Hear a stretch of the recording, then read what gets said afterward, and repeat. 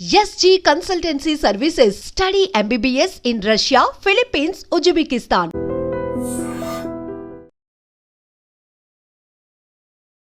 నమస్తే, welcome back to IT media. మన ఆయుర్వేదం ప్రోగ్రామ్కి అందరికీ స్వాగతం. సో ఈరోజు ఇంటర్మీడియట్ ఫాస్టింగ్ గురించి మనం తెలుసుకుందాం. చాలామంది చాలా తెలివిగా చెప్తున్నారు తెలుసా. 16 hours ఫాస్ట్ చేయండి అని ఒకరు చెప్తుంటే 8 hours తినండి అని ఒకరు చెప్తున్నారు. అంటే రెండు ఒకటే కదా, ఒకరు తినాలి అని చెప్తున్నారు, ఒకరు ఈ టైంలో తినొద్దు అని చెప్తున్నారు. పర్ డే మనకి 24 hours ఉంటే 16 hours ఫాస్ట్ చేస్తే మంచిది, 8 hours మాత్రమే తింటే మంచిది అని చెప్పి ఈ రెండు వాదనలు కూడా ఒకటే, బట్ డిఫరెంట్గా చెప్తున్నారు. బట్ ఇంటర్మీడియట్ ఫాస్టింగ్ చేసేటప్పుడు ఎలా చెయ్యాలి, ఎలా పడితే అలా చేయడం, ఏ టైంకి పడితే ఆ టైంకి తినడం, ఏవి పడితే అవి ఇంక్లూడ్ చేసుకోవడం, ఫాస్ట్ చేస్తున్నాం కదా అని చెప్పి ఫాస్ట్ ఫుడ్ కానీ జంక్ ఫుడ్ కానీ బిర్యానీస్ కానీ ఇంక్లూడ్ చేసుకోవడం, ఇలా చేసుకోవచ్చా? మనకి ఇష్టమైంది 8 hours తిని 16 hours ఫాస్ట్ చేస్తే ఆ ఇంటర్మీడియట్ ఫాస్టింగ్ వచ్చే రిజల్ట్ మనకు వస్తుందా? అసలు ఇంటర్మీడియట్ ఫాస్టింగ్ అనేది ఎలా చేయాలి గురు, తెలుసుకుందాం ఈరోజు. బృహత్ ఆయుర్వేద హాస్పిటల్ నుంచి జనరల్ ఫిజిషియన్ లక్ష్మి గారు ఉన్నారు. గన్ షాట్ ఆన్సర్ తెలుసుకుందాం. నమస్తే మ్యామ్. నమస్తే. సో అందరిలో ఉన్న డౌట్, ఇప్పుడు ఎవరైనా నా హెల్త్ కొంచెం సెట్ చేసుకుందాము, ఎర్లీ ఏజెస్లోనే నేను వీక్గా ఉంటున్నా, లేకపోతే ఏదైనా ఇలాంటి ఆటోఇమ్యూన్ డిసీజెస్ వచ్చినా కానీ సెట్ చేసుకుందాం అనే క్రమంలో ఒక వీడియో ద్వారా స్టార్ట్ అవుతుంది మా ప్రయాణం అంతా కూడా. ఎక్కడ కనెక్ట్ అవుతామంటే చూడండి, 16 hours కనుక మీరు ఫాస్ట్ చేస్తే మీకు అసలు ఎలాంటి డిసీజెస్ ఉండవు అని చెప్పి. బట్ స్టార్ట్ చేసిన తర్వాత ఎలా తినాలి, ఎంతవరకు తినాలి, ఎక్కడ ఆపాలి, మధ్యలో ఆకలి వేస్తుంటుంది, అప్పుడు ఏం తినాలి, స్నాక్స్ తినొచ్చా, బయట పునుగులు తినొచ్చా, ఇవన్నీ డౌట్స్ ఉంటాయి కదా. సో మన నిద్ర లేచిన దగ్గర నుంచి స్టార్ట్ చేద్దాము. మన ఫుడ్ హ్యాబిట్స్ కానీ ఈ క్రేవింగ్స్ కంట్రోల్ చేసుకోవడం అంతా మరి ఎలా, మీరే చెప్పండి. నేను ఫస్ట్ దానికి ముందు నేను క్వశ్చన్ అడుగుతాను. మీరు ఎప్పుడైనా ఉపవాసం చేశారా? ఉపవాసం చేస్తే ఆ రోజు ఏం తినకుండా ఉంటారు కదా శివరాత్రికి కానీ, ఆ రోజంతా మరి మీకు ఆకలేదా? వేస్తుంది కొన్నిసార్లు, వెయ్యదు కొన్నిసార్లు. ఒక్కొక్కసారి హ్యాపీగా ఉన్నప్పుడు, అంటే స్కూల్కి వెళ్ళకుండా లేకపోతే ఏ వర్క్ చేయకుండా ఉన్నప్పుడు అనిపించదు. ఆటలు ఆడతారు, మరి అప్పుడు ఆకలి ఎక్కడ పోతుంది ఏమో తెలీదు. ఎగ్జాక్ట్లీ. ఇది యాక్చువల్లీ మన బాడీలో ఒక గ్రెలిన్ అనే ఒక హార్మోన్ ఉంటుంది. ఓకే, ఏంటది? గ్రెలిన్ అనే ఒక హార్మోన్ ఉంటుంది అనమాట. సో ఈ హార్మోన్ ఏం చేస్తుందంటే మన ఆకలి పుట్టించే హార్మోన్. ప్రతి దానికి ఒక హార్మోన్ ఉంటుంది. మనకి ఏ ఎమోషన్ వచ్చినా దానికి వెనక ఒక హార్మోన్ ఉంటుంది. మనకు హ్యాపీనెస్ వస్తే డోపమైన్ అని చెప్పి, కోపం వస్తే కార్టిసోన్ అని చెప్పి, సో ప్రతి దానికి ఒక హార్మోన్ అనేది ఉంటుంది. అట్లానే మనకి ఆకలి పుట్టడానికి కూడా ఒక హార్మోన్ ఉంటుంది, అదే గ్రెలిన్. సో ఏంటి అంటే మనం ఉపవాసం చేసినప్పుడు దాని పని అదైతే చేస్తుంది, కొంతసేపు వేస్తుంది. అది వేసినప్పుడు మనకు ఆకలి వస్తుంది. ఈవెన్ మనం ఉపవాసం చేసినా మనకు కూడా ఆకలి ఉంటుంది, but we are diverting our mind. So మన బ్రెయిన్ ని మనం అది చెప్తుంది, మనం డైవర్ట్ అయిపోదాం, మనం ఇవాళ ఇట్లా ఉండాము అని చెప్పి స్టేబిలైజ్డ్ గా అనుకున్నప్పుడు అది యాక్చువల్లీ ఏం చేస్తుంది అంటే హెచ్సిఎల్ ని 1/4 రిలీజ్ చేస్తుంది. గ్రెలిన్ అనే హార్మోన్ స్టిమ్యులేట్ చేయడం వలన మన ఏదైతే స్టమక్ ఉందో అది కొంత యాసిడ్ ని రిలీజ్ చేస్తుంది. హెచ్సిఎల్ 1/4 అమౌంటే రిలీజ్ చేస్తుంది, ఫుల్ అమౌంట్ రిలీజ్ చేయదు. ఆ 1/4 అమౌంట్ రిలీజ్ చేసినప్పుడు నువ్వు ఫుడ్ తిన్నావు అనుకో, అది ఫుడ్ తిన్నాక నువ్వు ఎంత అమౌంట్ లో అన్నం తిన్నావో దాన్ని బట్టి అది అడ్జస్ట్ చేసుకుంటుంది. సో ఎంత హెచ్సిఎల్ని కానీ యాసిడ్ని కానీ రిలీజ్ చేయాలో అరగడేయడానికి అప్పుడు దాని తర్వాత ఎస్టిమేట్ చేసుకొని అప్పుడు రిలీజ్ చేస్తుంది అనమాట. ఓహో. సో ఇది actually mechanism what's happening in our stomach. So మనం ఎప్పుడైతే ఉపవాసం కానీ ఏదైనా చేసినప్పుడు ఇది ఏంటంటే అది రిలీజ్ చేస్తుంది. ఆ టైంలో నువ్వు యు ఆర్ స్టెబిలైజ్డ్, నేను తినకూడదు, నేను చేయకూడదు అని డిసైడ్ అయిపోయాను. సో నువ్వేం తీసుకోవట్లేదు. అదేం చేస్తుంది వచ్చినప్పుడు, మరి యాసిడ్ కదా ఆకలి వేస్తుంది నీకు, కానీ కొంతసేపటికి ఏమి ఫుడ్ పడకపోతే ఏం చేస్తుంది మన స్టమకే మళ్ళీ దాన్ని కాంపెన్సేట్ చేసుకునేలాగా వాటర్ కానీ లిక్విడ్ ని కానీ ప్రొడ్యూస్ చేసుకుంటుంది, మ్యూకస్ ని కానీ ప్రొడ్యూస్ చేసుకుంటుంది. ఆ మ్యూకస్ ప్రొడ్యూస్ చేసుకున్నప్పుడు ఈ హెచ్సిఎల్ ని, మనకి స్టమక్ అంతా మ్యూకస్ లైనింగ్ ఉంటుంది అనమాట. సో ఆ మ్యూకస్ లైనింగ్ ని ప్రొడ్యూస్ చేసుకుంటుంది, దాన్ని క్లియర్ అవుట్ చేసుకొని దాని తర్వాత ఆకలి చచ్చిపోతుంది. అందుకే అంటారు, కొంతమంది అంటారు కదా నాకు ఆకలి చచ్చిపోయింది, నాకు ఇప్పుడు తినబుద్ధి అవ్వట్లేదు. ఒక టైం దాటిపోతే ఆకలి చచ్చిపోయింది అని అంటాం కదా, దిస్ ఈస్ వాట్ హ్యాపెనింగ్ అనమాట. అలా కాకుండా మధ్య మధ్యలో తింటూనే ఉన్నాం అనుకో, ఆటోమేటిక్గా ఏం చేస్తుందంటే నీ కడుపులోకి వెళ్ళినప్పుడు మరి అది డైజెస్ట్ చేయాలి కదా, ఆటోమేటిక్గా యాసిడ్ ని రిలీజ్ చేసేస్తూనే ఉంటుంది. అట్లా నీకు ఆకలి 1.5 hourకి మళ్ళీ రిలీజ్ చేస్తుంది. 1.5 hour కల్లా నీ డైజెస్ట్ అయిపోయిందంటే పొట్ట ఖాళీగానే అనిపిస్తుంది, పొట్ట నీకు ఆకలి వేస్తూనే ఉంటుంది. అది ఆకలి అనుకొని నువ్వు ఎప్పుడైతే తినడం స్టార్ట్ చేసావో ఇంకా నువ్వు ఒబేసిటీ అయిపోతూనే ఉంటావు అనమాట. Okay okay. అసలు this is the main cause. First నువ్వేం చేయాలంటే అసలు ముందు ఫుడ్ గురించి కానీ నాకు ఆకలి వేస్తే కాదు, నాకు మీన్స్ ఆకలి వేసేదానికిను దాహం వేసేదానికిను కడుపు ఖాళీగా ఉండేదానికిను వీటికి తేడాన్ని మనం తెలుసుకోగలగాలి ఫస్ట్. సో మనకి ఏంటంటే యాజ్ ఇఫ్ ఆయుర్వేదంలో ఎప్పటి నుంచో ఇంటర్మీడియట్ ఫాస్టింగ్ అనే చెప్తారు. ఇంటర్మీడియట్ ఫాస్టింగ్ అనే పేరు అయితే యూజ్ చేయరు కానీ 2 పూట్ల మాత్రమే భోజనం, 2 పూట్ల తిన్నామా అనేది పాతకాలంలో ఒక నానుడు కూడా ఉండేది. 2 పూట కడుపు నిండా 2 పూట్ల తింటే చాలు అనేది. సో ఇదే యాక్చువల్లీ ఆయుర్వేదం అనమాట. సో ఇంటర్మీడియట్ ఫాస్టింగ్ మనం అది కూడా ఎప్పుడు తినాలి, లేవంగానే తినాలా, బ్రేక్ఫాస్ట్ చేసేయాలా, నైట్ పడుకునే తర్వాత తినాలా, పడుకునే ముందు తినాలా, ఇలాంటివి చాలా మందికి డౌట్స్ వస్తాయి. ఏ టైంలో నేను తినాలి, సో ఇట్లాంటి డౌట్స్ వస్తూ ఉంటాయి. సో వీటికి ఆయుర్వేదంలో ఏం చెప్పారని తెలుసుకుందాం. జనరల్గా ఏంటంటే మార్నింగ్ లేచిన తర్వాత సూర్యాస్తమయంకి 2 యామాలు, అంటే ఒక్కొక్క యామం అనేది 3 గంటల సమయం. మనకి రోజు మొత్తంలో 8 యామాలు ఉంటాయి. సో 24 గంటలు. సో వీటిల్లో మొదట సూర్యోదయం నుంచి వచ్చే 2 యామాల్లో 2వ యామంలోనే మనం బ్రేక్ఫాస్ట్ చేయాలి అని చెప్పి చెప్తారు. సో 2వ యామం అంటే మనకి సూర్యోదయం ఇప్పుడు ఒక్కోసారి కొంచెం ముందు వెనక అవుతుంది, 6:15కో 6:30కో సంథింగ్ అవుతుంది. సో అయినప్పుడు మనం అక్కడి నుంచి 3 గంటలు వదిలేయాలంటే 9 or 9:15 or 9:30 ఈ 3 hours వదిలేసి అక్కడి నుంచి మనం 12 లోపల భోజనం చేయాలి, బ్రేక్ఫాస్ట్ చేసుకోవాలి. ఇది ఆయుర్వేదిక్ సిద్ధాంతం అనమాట. ఇది ఒక సిద్ధాంతం. ఈవినింగ్ ఎప్పుడు తినాలి నెక్స్ట్ అంటే సాయంత్రం తీసుకోవాలి, రాత్రి కాదు. Morning evening 2 meals. ఆ ఈవినింగ్ ఎప్పుడు తీసుకోవాలి అన్నప్పుడు మనకి సాయంకాలం అని చెప్తాడు. సాయంకాలం ఎప్పుడు లెక్క అవుతుంది, రాత్రి ఎప్పుడు స్టార్ట్ అవుతుంది, మధ్యాహ్నం నుంచి రాత్రి పూట ఉండే సమయాన్ని సాయంకాలం అంటాం. సో మధ్యాహ్నం మనకి రాత్రి ఎప్పుడు అవుతుంది అంటే సూర్యాస్తమయం అయిపోయినాక గంట తర్వాత నుంచి రాత్రి స్టార్ట్ అవుతుంది అని చెప్పి ఆయుర్వేదంలో చెప్పబడింది. ఓకే. సో సూర్యాస్తమయం 6:15 కనుకోండి, సో 7:15 కల్లా రాత్రి స్టార్ట్ అయిపోతుంది. సో ఏదన్నా నువ్వు సాయంత్రం తినాలి భోజనం అనుకున్నప్పుడు 7:15 లోపల తినేయాలి, 6:15 లోపల తినాలి. అట్లా 2 meals ని నువ్వు అడ్జస్ట్ చేసుకోవాలి. నీకున్న టైం ని బట్టి కొంచెం అటు ఇటుగా అడ్జస్ట్ చేసుకోవచ్చు. అంటే మార్నింగ్ 9 to 12 లోపలే తినేయాలి. సో దాన్ని బట్టి నీకు ఈవినింగ్స్ అనేది ఒకవేళ 12 వరకు చేసామనుకోండి 7 వరకు లేట్ చేసుకొని తినచ్చు.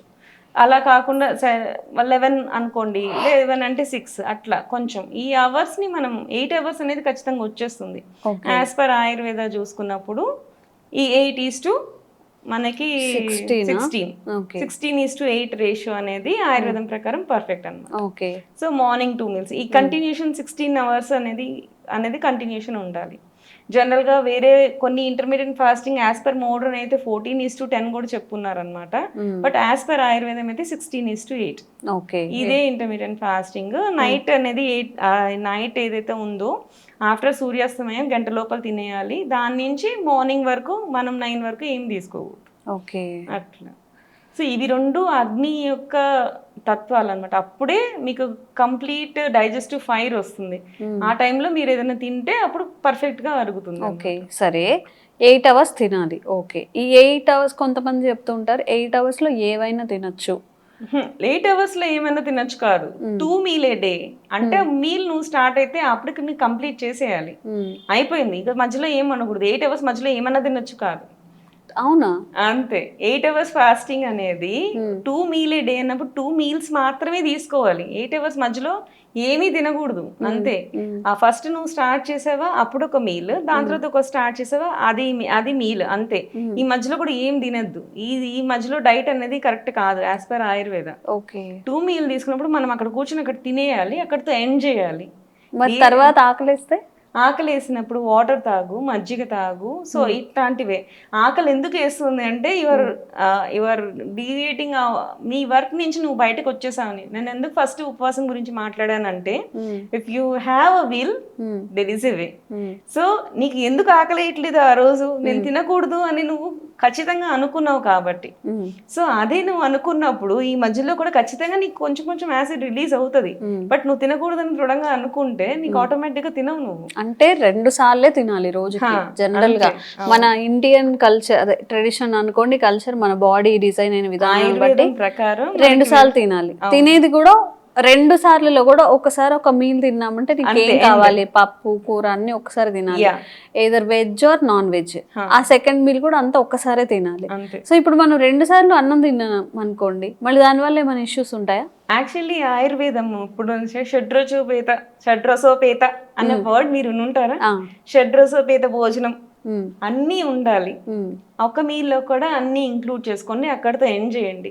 ఈవినింగ్ కూడా అంతే, అన్ని ఇంక్లూడ్ చేసుకోండి, అక్కడితో ఎండ్ చేయండి. సో మ్యాజిక్ అంతా కెలరీస్ లో ఉంటుంది. సో అండ్ ఇంకొకటి బ్యాలెన్స్డ్ ఫుడ్. సో జనరల్ గా ఏంటంటే 2-3 ఫుడ్స్ ని కొంతమంది కలిపేస్తూ ఉంటారు. ఇంటర్మీడియట్ డైట్ చేస్తున్నాం అంటారు, దాంట్లో ప్రోటీన్ డైట్ మాత్రం మిక్స్ చేస్తూ ఉంటారు. నేను ఉట్టి ఎగ్సే తింటా, నేను ఉట్టి చికెనే తింటా, లేకపోతే నేను ఉట్టి అన్నమే తింటా, ఇట్లా కూడా కాదు. ఇది కూడా ఆయుర్వేదం చెప్పలేదు. ప్రతిదీ బ్యాలెన్స్డ్ ఉండాలి. షడ్రసోపేతం ఉండాలి, అందులో మధురం ఉండాలి, ఆమ్లం ఉండాలి, కషాయ అన్ని రసాలు కలిపి ఉండాలి. సో ప్రతి మీలోనూ షడ్రసోపేతం ఉండాలి. సో దాంట్లోనే మీకు అన్నం పప్పు కూర వాటితోనే మళ్ళీ కొంచెం స్వీట్ అన్ని కూడా ఉండాలి.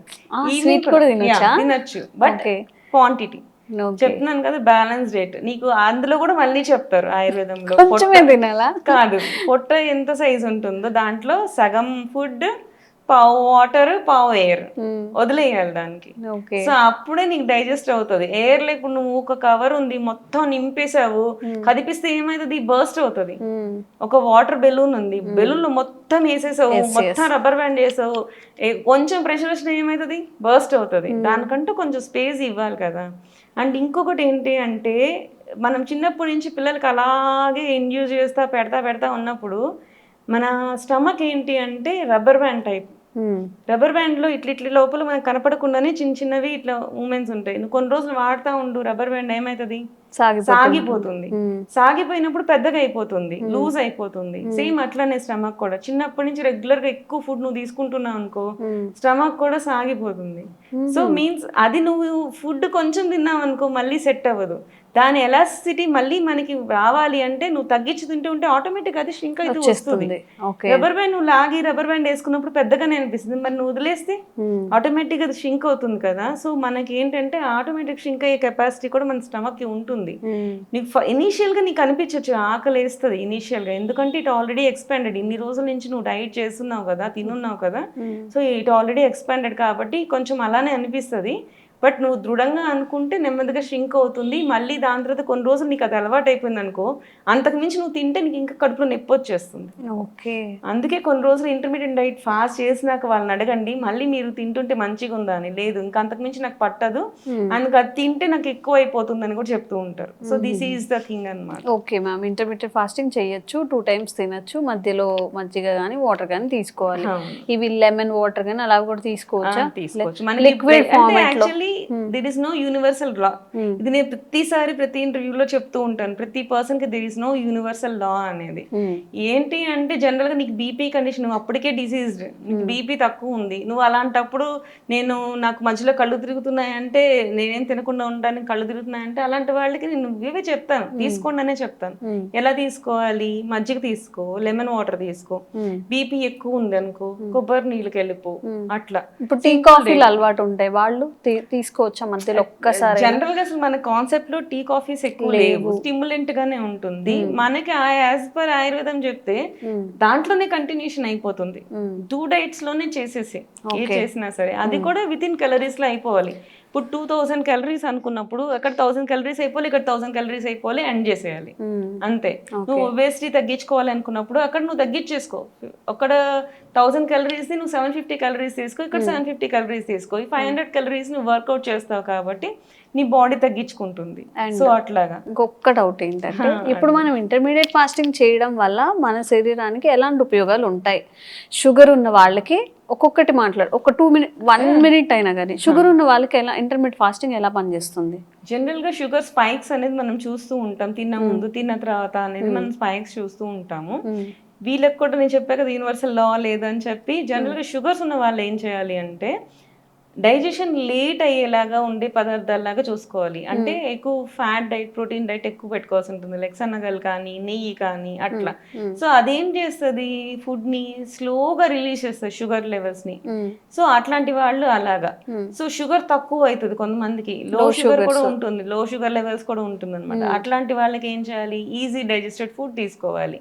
సో జనరల్గా ఏంటంటే కొంతమంది ఫాస్టింగ్ 60s 50s ఉన్న వాళ్ళు కూడా చూస్తాం. అలాంటి వాళ్ళకి ఏంటంటే ఇమీడియట్ ఎనర్జీ ఉండేలా కావాలి. కొంతమంది పిల్లలు ఉంటారు, ఫుల్ యాక్టివ్గా ఉంటారు. ఇప్పుడు వాళ్ళకి ఇమీడియట్ షుగర్స్ ఉండే వాటికి కావాలి. అలాంటి వాళ్ళకి వైట్ రైసే చెప్తాం జనరల్గా. సో ఎవరికి యూనివర్సల్ లా ఉండదు, దానికి తగ్గట్టు నీ కండిషన్కి తగ్గట్టు లేట్ డైజెస్ట్ అయ్యేవి, స్లో రిలీజ్ చేసేవి, స్లోగా గ్లూకోజ్ పెంచేవి, అలా వాళ్ళు షుగర్ పేషెంట్స్ వాళ్ళు అలా తీసుకోవాల్సి ఉంటుంది.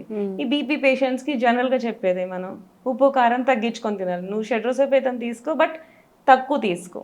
అలాగా వెయిట్ లాస్ అండ్ ఒబేసిటీ రెండు సేమ్ దగ్గర.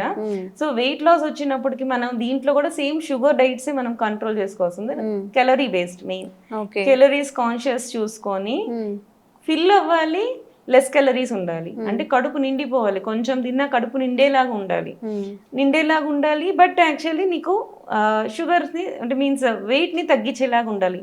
అలాంటి వాళ్ళకి ఫ్యాట్ డైట్స్ తీసుకోకూడదు, ఆయిల్ అనేవి తగ్గించుకొని ఘీ యూజ్ చేసుకోవచ్చు. జనరల్గా మనం ఇంతకు ముందు కూడా అనుకున్నాం, high density proteins and low density. High డెన్సిటీవి తొందరగా అరగవు జనరల్గా ఆయిల్స్ అనేవి. సో అట్లాంటి ఆయిల్స్ తీసుకున్నప్పుడు మనకి అరుగుదల తక్కువ అవుతుంది కాబట్టి ఆకలి కూడా తగ్గుతుంది. సో అట్లాంటివి వాళ్ళు ఇంట్రడ్యూస్ చేసుకోవాల్సి ఉంటుంది. సో వీళ్ళు ఫ్రూట్స్ తీసుకోవడం, హై ఫైబర్ ఉన్నది కడుపు నింపేస్తుంది. ఫైబర్ ఏంటంటే వాటర్ని అబ్జర్వ్ చేసుకొని ఉబ్బుతుంది, ఆ ఉబ్బినప్పుడు కడుపు నింపేస్తుంది. సో ఇది ఏంటంటే ఈ మధ్య బ్యారియాట్రిక్ సర్జరీస్ బెలూనింగ్ అని చెప్పి అంటారు. ఒక బెలూన్ ఇంట్రడ్యూస్ చేస్తే ఫుల్ చేసేస్తుంది, మిగతా స్పేస్లోనే అన్నం పడుతుంది కాబట్టి నీకు అన్నం తిన్నప్పుడు కడుపు ఫుల్గా అనిపిస్తుంది అని చెప్పి ఇది ఒకటి మోడర్న్ సైన్స్ వాళ్ళు చేసే పద్ధతి అనమాట.